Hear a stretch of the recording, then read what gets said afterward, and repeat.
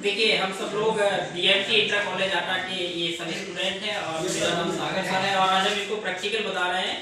Metre सेतु द्वारा प्रतिरोधकों को श्रेणी और समांतर क्रम में जोड़कर उनके नियमों का सत्यापन करना, ये हमारा क्या है उद्देश्य के लिए इसके हमें अब हैं ये मीटर सेतु। क्या है ये मीटर सेतु? इसके लिए हमें फिर धारा मापी की जरूरत है जिसको हम गैल्वेनोमीटर कहते हैं।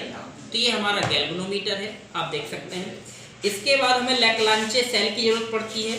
तो ये हमारा लैक्लांचे सेल है, इसको बनाना बहुत आसान है, बताया जाएगा बाद में।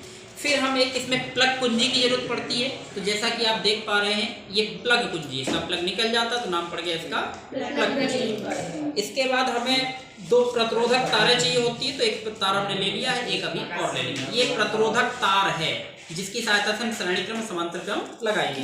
हमें संबंधक तारों की जरूरत होती है। तो यहाँ हमने पहले से ही इनको जोड़ रखा है, आप ये देख रहे हैं कॉपर वायर है। ये सब के सब संबंधक तार है, मतलब कनेक्टिंग वायर कहलाते हैं। सबसे पहले हमें करना क्या है, मीटर सेतु द्वारा हम जो भी रीडिंग लेंगे उससे पहले व्हीटस्टोन सेतु के सिद्धांत पर कार्य करता है। उसके आधार पर हमें इस मीटर सेतु का कनेक्शन करना होता है ना। तो मीटर सेतु का कनेक्शन करने के लिए ढेर सारा उपकरण ऐसे ही रखा हुआ है। इसको सबसे पहले हम जुड़वाना शुरू करेंगे। तो जैसा कि हम देख पा रहे हैं कि ये सिरा ए है और ये सिरा सी है। ये सिरा ए है और ये सिरा सी है। तो ए और सी के बीच क्या क्या जोड़ते हैं, एक सेल और एक प्लग। तो जल्दी से हम लोग सेल को जोड़ना स्टार्ट करते हैं। तो सेल का ये आप देख रहे हैं, ये जो होती है कार्बन की रॉड होती है, प्लस से का काम करता है। किसको? प्लस को हम ए से जोड़ देंगे। तो यहाँ पर आप लोग जोड़े इसको जल्दी खड़ा करना। तो इसको ए से को, ये आप कार्बन की रॉड देख रहे हैं, ये नेगेटिव होती है। तो कार्बन नहीं, सॉरी जिंक की छड़ है जो ऋण से का कार्य करती है। इसको हम यहाँ रखकर इसमें जोड़ देंगे कुंजी में। देख लो इसमें कनेक्शन कीजिए और कनेक्शन को टाइट रखेंगे, ध्यान दें। जोड़ते हुए दिखाइए, पीछे रहो, इसको ऐसे लगाइए, ऐसे करके उसको हाँ जल्दी से कस लीजिए, बीच बीच में रोक सकते हो। अब हम इस कुंजी के की के दूसरे सिरे को सी सिरे से जोड़ेंगे, मतलब ऋण सिरे से जोड़ेंगे। इसको जोड़िए उसमें। तो यहाँ रखिए, प्रैक्टिकल कर रहे हैं, उनको भी थोड़ा सा दिखा सकते हो। देखिए तो ए और सी हमारा ए और सी के बीच एक सेल और एक धारा मापी कुंजी। इस कुंजी को हटा देंगे, नहीं हटाएंगे तो धारा इसमें बहती रहेगी। अब हम क्या करते हैं, इसके जो ए सिरा है यहाँ तक आया है, ये डी सिरा है। ए और डी के बीच हम एक प्रतिरोध बॉक्स जोड़ेंगे। क्या जोड़ेंगे? आप जैसा कि ये देख पा रहे हैं, ये हमारा क्या है, प्रतिरोध बॉक्स। इस प्रतिरोध बॉक्स को हम यहाँ पर जोड़ देंगे। चलिए कनेक्शन एक लोग कीजिए आप। इसको हम लोगों ने तार को निकाला और इसको यहाँ पर कनेक्शन कर दिया। इस प्रकार से ये जुड़ जाता है। तो हमारा ए और डी के बीच क्या जुड़ चुका है, एक प्रतिरोध बॉक्स। ठीक है।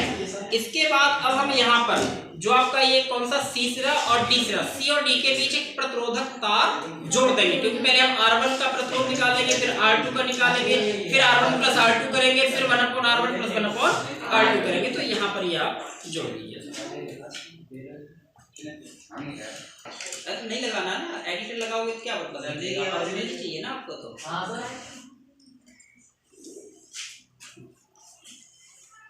तो जैसे आप दिखाएंगे नजदीक को आ जाएगा, नजदीक आ जाओ। जैसे आप ये देख पा रहे हैं, ये अज्ञात प्रतिरोध है। कौन सा? एक तार है, इस अज्ञात प्रतिरोध कहते हैं इसको हमने यहाँ पर जोड़ दिया। उसके लिए अभी गैल्वेनोमीटर हमें जोड़ना पड़ेगा।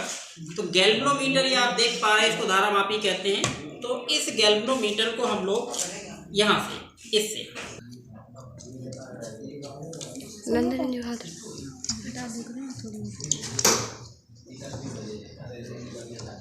बस टाइट कर दीजिए।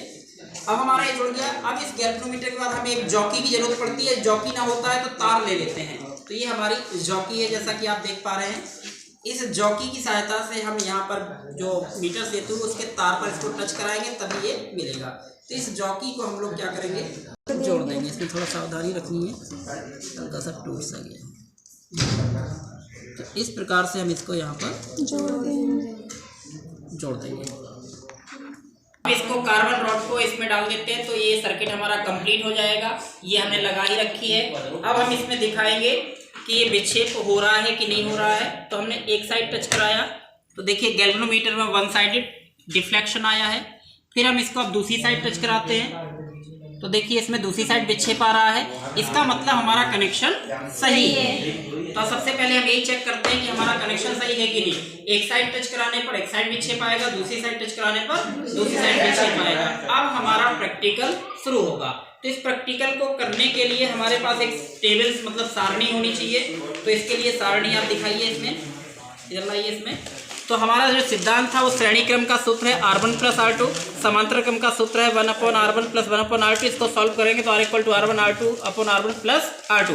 अब हम लोग रीडिंग लेने वाले हैं, प्रेक्षण लेने वाले हैं। तो प्रेक्षण में लिखा हुआ है क्रमांक मतलब 1 2 3, कम से कम 3 प्रेक्षण आपको लेने हैं।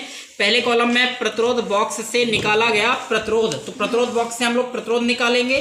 फिर हम लोग क्या करेंगे, मीटर सेतु पर जॉकी चलाएंगे इसके तार पर, उस जॉकी को मतलब तार स्लाइड कराएंगे, जब तक चलाएंगे जब तक धारामापी में विक्षेप 0 ना हो जाए, मतलब डिफ्लेक्शन खत्म होना चाहिए। तो उस समय जो लंबाई आएगी वही ये कहलाती है। फिर ये कैलकुलेशन है, कैलकुलेशन का मतलब होता है कि अज्ञात प्रतिरोध = ज्ञात प्रतिरोध 100 - L/L।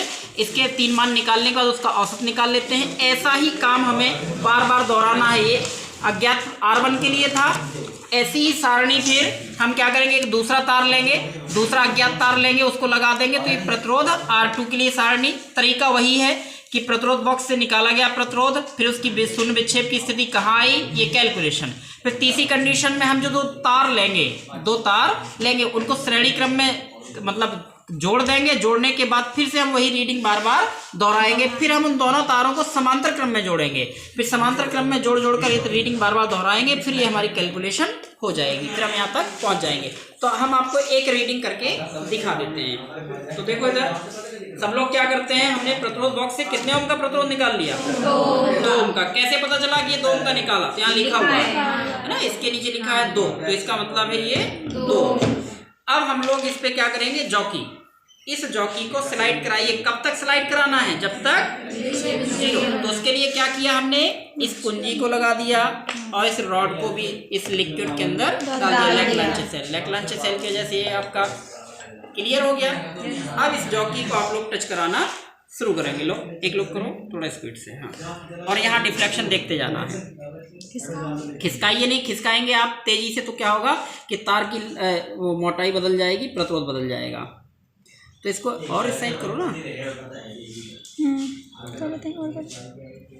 यहाँ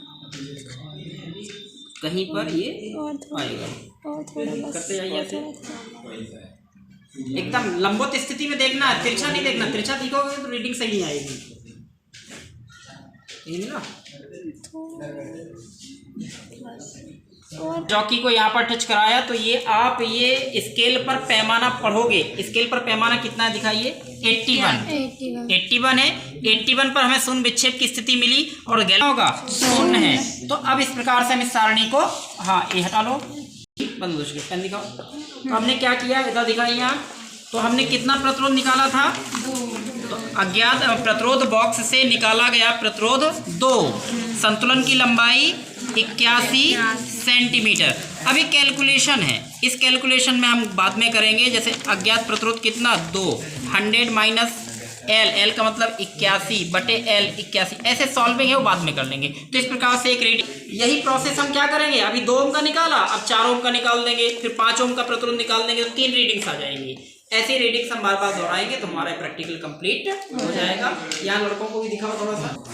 तो इस प्रकार से हमारे क्लास के बच्चे हैं ये, और ये प्रैक्टिकल कर रहे हैं। फिजिक्स का प्रैक्टिकल है, और ये आपके जब एग्जाम होता है तभी प्रैक्टिकल किया जाता है।